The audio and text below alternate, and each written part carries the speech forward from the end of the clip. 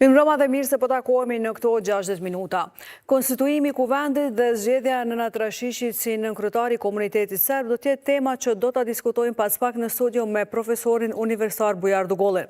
A u konstitua Kuvendi sipas aktgjykimit të gjykatës kushtetuese? A ka çështje për kushtetuesen sa i përket Kuvendit dhe cilat janë procedurat tani për formimin e qeverisë së re?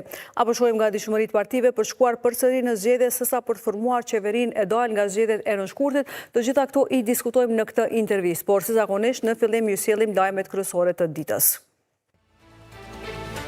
8 muaj pas zgjedhjes konstruohet Kuvendi i Kosovës. Nenad Rashić zgjitet nënkryetar nga komuniteti serb pasi asnjëri kandidat i listës serbe nuk mori votat e nevojshme. Pas konstituimit Kuvendit, vetëvendosje hapur për koalicion përveç me listën serbe e PDK-n. LDK-ja në rast të mos formimit të qeverisë së re voton për shpërndarjen së Kuvendit. Një muaj para burgim për Fatmir Shohollin i dyshuar për spionazh. Sipas dosjes së prokurorisë, ai me udhëzime të bies mbledhte dhe publikonte informacione në media online. Politikania Maria Corina Machado fiton Nobelin për paqe. Ajo u shpërblya për punën e saj të palodhur në promovimin e të drejtave për venezuelasit. 7 muaj pas nisjes së seancës konstituive të Kuvendit të Kosovës, sot ky institucion është konstituar me votimin e nënkryetarit të komunitetit serb, ku Nenad Rashić është zgjedhur me 71 vota pro, 9 vota kundër dhe 24 abstenime. Rashić mori votat e deputetëve të lëvizjes vetëvendosje dhe disa deputetë të Lidhjes Demokratike të Kosovës, derisa deputetët e Partisë Demokratike kanë abstenuar. Emri Rashićit u hodh në votim pasi 9 deputetët e listës serbe dështuan të marrin votat e mjaftueshme. Në 27 raundet e votimeve që janë zhvilluar, deputetët serb marrën vetëm votat e listës serbe. Kundër tyre kanë votuar deputetët e lëvizjes vetëvendosje, ndërsa kanë abstenuar deputetët e PDK-s, LDK-s dhe AK-s.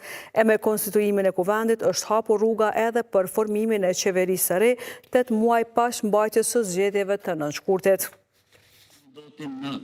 Kush është për?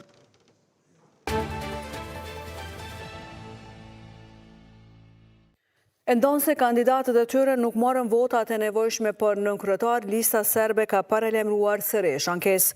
Pas votimit të Nenad Rashishit si nënkryetari i komunitetit serb, deputeti Igor Simić nga lista serbe tha se ata nuk e konsiderojnë që Kuvendi është konstituar.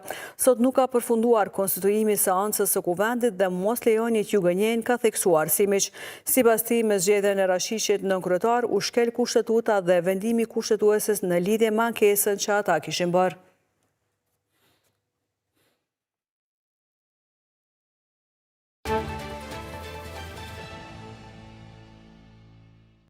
E pas seancës së sotme të Kuvendit të Kosovës, kreu i PDK-s Memli Krasniqi ka thënë se partia e tij ka mbajtur qëndrimet e njëjta qysh prej fillimit sa i përket nënkryetarit nga komuniteti serb. Ai ka quajtur konstituimin konstatim të kryeparlamentarit, për të cilin ka shtuar se nuk e din nëse do të jetë valid apo jo. Krasniqi ka thënë se PDK-ja nuk do të votonte për asnjërin prej kandidatëve serb për nënkryetar, ndërsa deputetja e LDK-s Hykmete Bajrami ka thënë se me vendimin për votimin e Nenad Rashishit e morën pas analizës aktgjykimit të kushtetueses. Ajo ka thënë se nëse nuk formohet qeveria e re, LDK-ja do të votojë për shpërndarje të Kuvendit. Ka thënë se nuk e sheh mundësinë për qeveri të opozitës, derisa nënkryetaria e Kuvendit të Kosovës dhe deputetja e vetëvendosjes Albulena Haxhiu ka paralajmëruar se pas konstituimit të Kuvendit do të vazhdohet me formimin e qeverisë së re. Ajo ka theksuar se janë të hapur për koalicion me partitë e tjera përveç me listën serbe dhe Partinë Demokratike të Kosovës. Nuk jam i sigurt, sepse tu nuk pat asë shërë.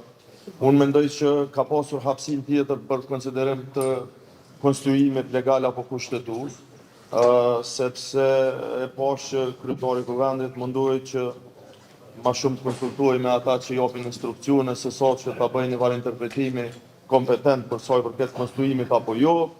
Ne votuam për Nenad Rashicin sot, sepse aktgjykimi i fundit i gjykatës kushtetuese ka dhënë një interpretim të cilin ne nuk e kishim më parë dhe sipas asaj që ne kemi kuptuar, ai ka të drejtë që të zgjedhet si nënkryetar dhe përfaqësues i komunitetit serb.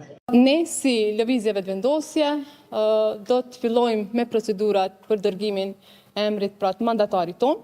Kryeministrit Albin Kurti, Kryeministrit të tashëm, por edhe të ardhshëm të Republikës së Kosovës, i cili do të drejtojë qeverinë Kurti 3. Ne kemi pasur mbledhjen e Këshillit Përgjithshëm të Lëvizjes Vetëvendosje, pra ne si organi i Lëvizjes Vetëvendosje, Këshilli i Përgjithshëm e ka votuar për mandatar Kryeministrin Kurti. Publicisti Vedon Suroi ka vlerësuar se me zgjedhjen e sotme të nënkryetarit të komunitetit serb nga radhët e komunitetit serb është konstruar kuvendi. Sipas tij, me këtë akt deputetët e shumicës kanë përmbushur post detyrës së konstituimit edhe obligimin e respektimit të drejtave të një komuniteti jo shumicë. Sipas Suroit, ideja e vazhdimit të punëve të kuvendit mekanike të zbrazët për përfaqësuesin nga komuniteti serb do të çonte në shkelje kushtetuese. Me zgjedhjen e sotme të nënkryetarit u konfirmua se nuk ekziston drejta vetos e asnjë grupi politik dhe se moszgjedhja e nënkryetarit serb ishte produkt i bllokimit nga shumica jo nga komuniteti serb. Akuzat që u bën kundër përfaqësuesve të komunitetit serb për bllokim, përfshir ato që u dërguan si komente në gjykatën kushtetuese, kanë qenë të pavenda dhe nuk kontribuan për ngritje të besimit të ndërsjellë, ka shkruar Suroi mes tjerash.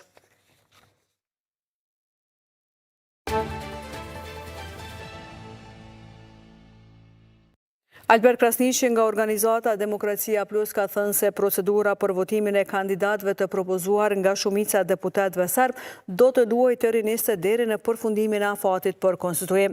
Ai ka shtuar se mundësia e shortit nuk ka mundur të aktivizohet të premten, siç e paralajmëroi kryeparlamentari për zgjedhjen e Nenad Rashishit pasi ky fundit nuk u propozua nga lista serbe.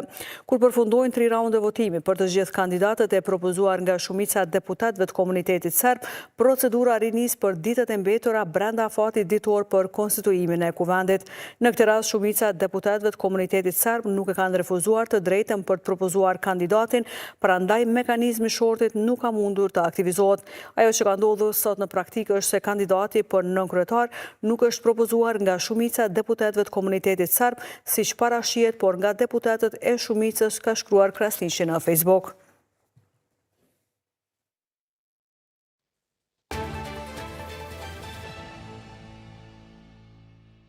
Edicionin e vazhdojmë me informacionet të tjera, ku Komisioni Evropian ka konfirmuar këtë të premte se presidentja e Komisionit Evropian Ursula von der Leyen do ta vizitojë Kosovën më 15 tetor në kuadër të një turneu nëpër të gjitha 6 shtetet e rajonit të Ballkanit Perëndimor. Zëdhënësja e Komisionit Evropian ka thënë se gjatë qëndrimit në Prishtinë, von der Leyen do takohet me presidenten Vjosa Osmani dhe me kryeministrin në detyrë Albin Kurti. Von der Leyen do ta nisë vizitën në Tiranë të hënën më 13 tetor, ku do takohet me presidentin e Shqipërisë Bajram Begaj dhe kryeministrin Edi Rama. Pastaj do shkojnë në Maltëzi e në Bosnjë e Hercegovinë. E para se të arrijë në Kosovë të mërkurën, von der Leyen do të jetë në Beograd për të takuar me presidentin e Serbisë Aleksandar Vučić dhe kryeministrin Gjuro Maxhut. Sipas vizitën traditore në rajonin e Ballkanit Perëndimor, von der Leyen do ta përmbyll me qëndrimin në Shkup, ku do takohet me udhëheqësi shtetror të Maqedonisë së Veriut.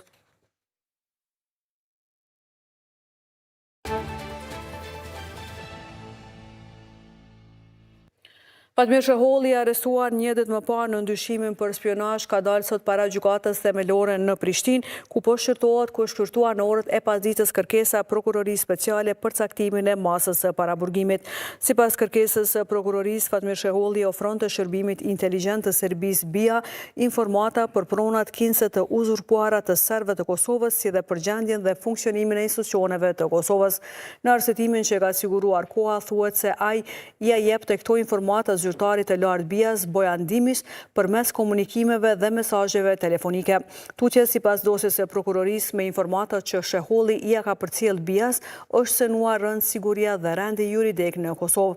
Është vërtetuar se më datën 26/09 të këtij viti rreth orës 14, sipas udhëzimeve dhe planit operativ të përgatitur nga zyrtari i lartë i BIA-s, i pandehuri Sheholli së bashku me bashortën dhe veturën e tij të tipit Audi kanë shkuar në Mitrovicë të Veriut minut dhe kanë arritur në parkingun e shkollës teknike nga një person i panjohur deri më tani ku kanë pranuar materiale audio dhe transkripte të bisedave të disa zyrtarëve të lartë të Ministrisë për Kthim dhe Komunitete që dyshohet se janë komprometuese si dhe një shumë të hollave si shpërblim për publikimin e tyre të cilat materiale pasaj janë publikuar në media online në Kosovë, çka me këto veprime i pandehuri sheholli me dashje dhe vedije ka ndihmuar bijan duke zbatuar udhëzimet e me çka e ka cenuar sigurinë dhe rendin juridik të Kosovës, thuhet me sjerash në kërkesën e prokurorisë speciale.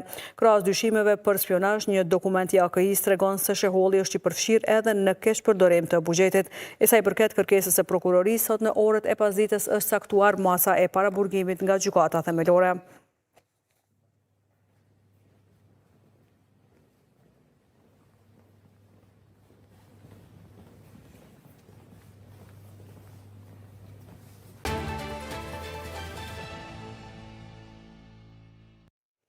E në seancën e së premtës ndaj Naim Murselit, Granit Plavës e Kushtrim Kokallës të akuzuar për vrasjen e Liridona Ademajt ka munguar Shaban Murseli, babai Naim Murselit. Megjithëse ishte parapartë të dëshmonte në këtë seancë, ai nuk është paraqitur në gjykatë. Gjyqtarja Fatime Dërmaku ka thënë se Shaban Murseli përmes telefonit u ka thënë se nuk do të jetë në seancë, por se qëndron prapa deklaratës që ka dhënë më herët. Seanca ka vazhduar me dëgjimin e dëshmitarit Valon Luka.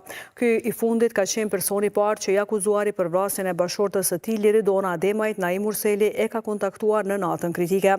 Gjatë dëshmisë së tij, Luka ka thënë se Murseli e ka thirrur nga numra të ndryshëm të telefonit pengjet, siç ka deklaruar ai.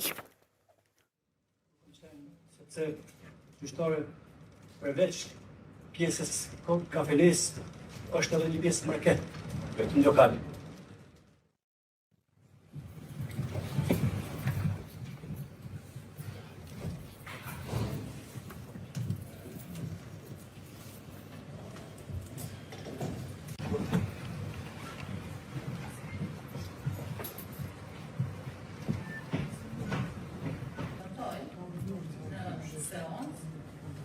Nëse mbetet pranë deklarimeve të mëzashme, por gjithsesi gjykata do të